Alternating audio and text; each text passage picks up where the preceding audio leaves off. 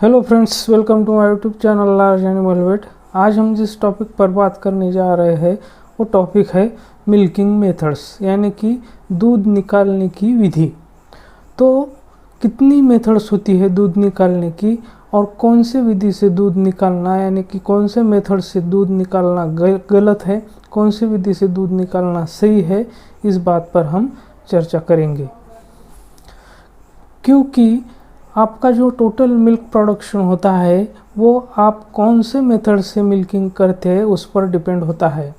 इसलिए ये जानना हमें बहुत ज़रूरी है कि मिल्किंग मेथड जो है वो कौन सी सही है और कौन सी गलत है, और गलत है तो उससे हमें क्या नुकसान हो सकता है। तो गाय भैंस की जो ऑर्डर होती है, जिसे हम गादी कहते हैं, तो उसमें 4 टीट्स होती है, यानी कि 4 थन होते हैं।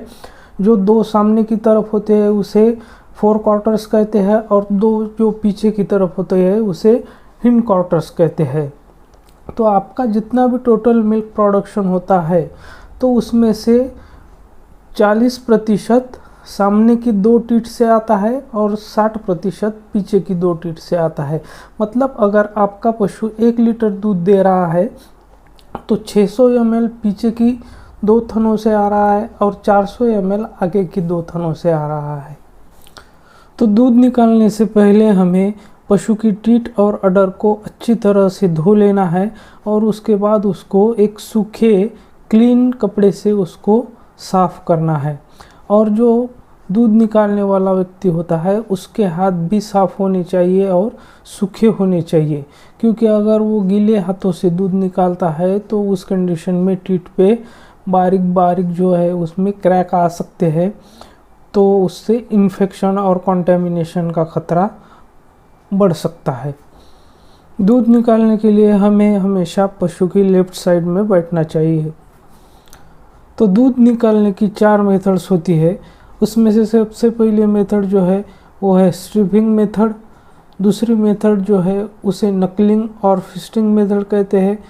तीसरी मेथड जो है उसे फुल हैंड मेथड कहते हैं।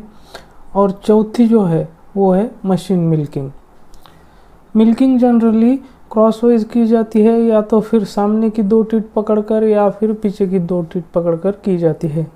जब हम हाथ से दूध निकालते हैं तो वो चाहे कोई भी मेथड हो, जैसे कि स्ट्रिपिंग मेथड हो, फुल हैंड मेथड हो या नकलिंग मेथड हो, तो सबसे पहले जो दूध की 1 से 2 धार होती है वो अलग से बर्तन में लेनी चाहिए या फेंक देनी चाहिए, क्योंकि उसमें बैक्टीरिया बहुत ज़्यादा मात्रा में होते हैं और गंद भी होती है।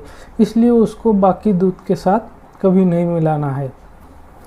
तो सबसे पहले हम बात करते हैं स्ट्रिपिंग मेथड के बारे में। तो स्ट्रिपिंग मेथड में अंगूठा और पहली उंगली जो होती है तो उसमें टीट को पकड़ा जाता है और उससे खींचकर दूध निकाला जाता है, जैसे कि आप इस इमेज में देख रहे हैं।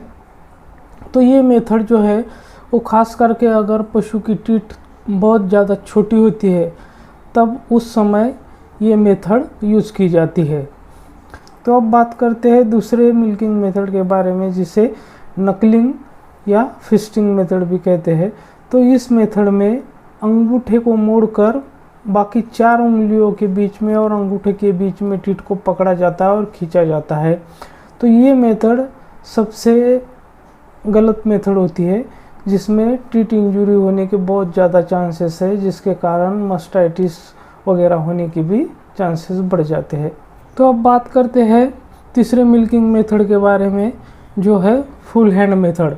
तो फुल हैंड मेथड में पूरी मुट्ठी में टीट को पकड़ा जाता है और खींचा जाता है।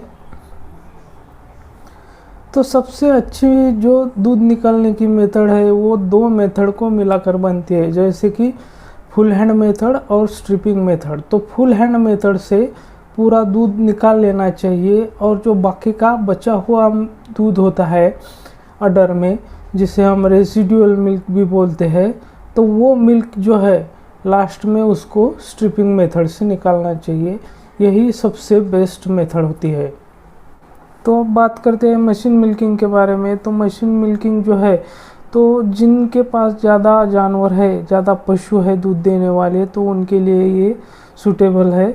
और ये 1 मिनट में लगभग 2 लीटर दूध निकालती है और इसमें इंजरी वगैरह होने की भी कोई चांसेस नहीं रहते हैं।